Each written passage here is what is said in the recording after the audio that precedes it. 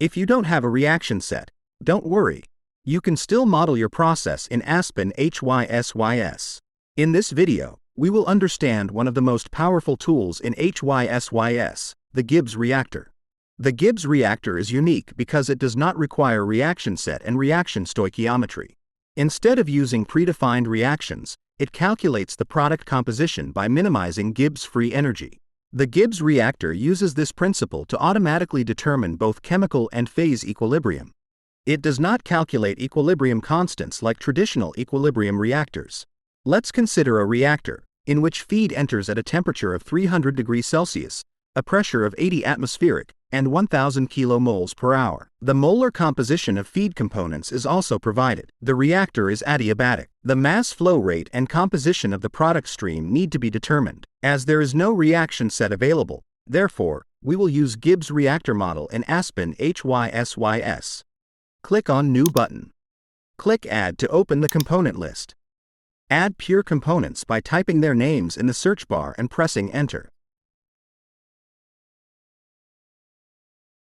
Go to Fluid Package, click Add, scroll through the list, and select SRK as the property package. Now, proceed to the simulation environment and begin developing the process flow diagram. Add a material stream by dragging the blue arrow from the object palette. Double-click the stream 1 to enter its properties and name it feed.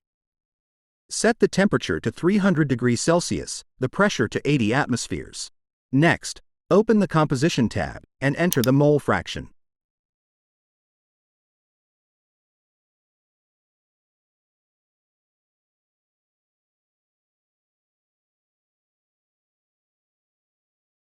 After defining the composition, click OK.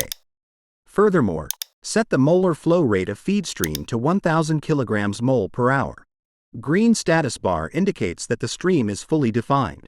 Now, close the feed stream window.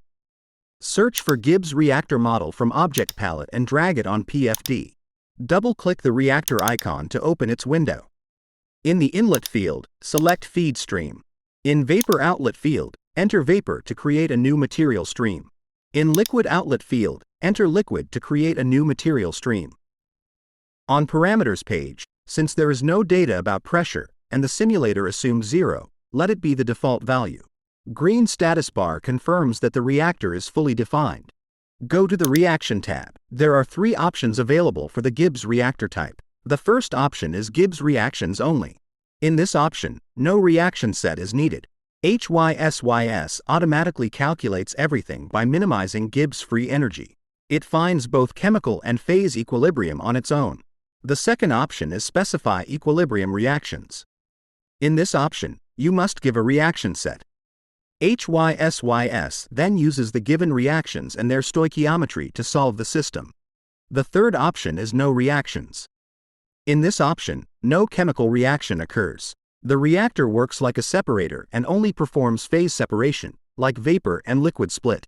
Since the reaction stoichiometry is not available in this case, the Gibbs Reactions only option is selected. Now, let us analyze the results. Navigate to the Details page, where the molar flow rates of components in both the feed and product streams are displayed. At the reactor inlet, nitrogen enters with a molar flow rate of 200 kmol per hour, while hydrogen enters at 696 kmol per hour. At the reactor outlet, ammonia is produced with a molar flow rate of 160 kmol per hour. It can also be observed that the molar flow rates of nitrogen and hydrogen decrease in the product stream, whereas the flow rate of ammonia increases. This clearly indicates that nitrogen and hydrogen act as reactants, while ammonia is formed as the product. Now, navigate to the Worksheet tab. The outlet stream temperature is 415 degrees Celsius, while the pressure is 8,106 kilopascals. Next, go to the Composition page to analyze the component distribution in both the vapor and liquid streams. It can be observed that the composition of ammonia increases from 10% to 17%. In the next video, the case study tool will be used to determine the conditions for maximum ammonia production. Stay tuned.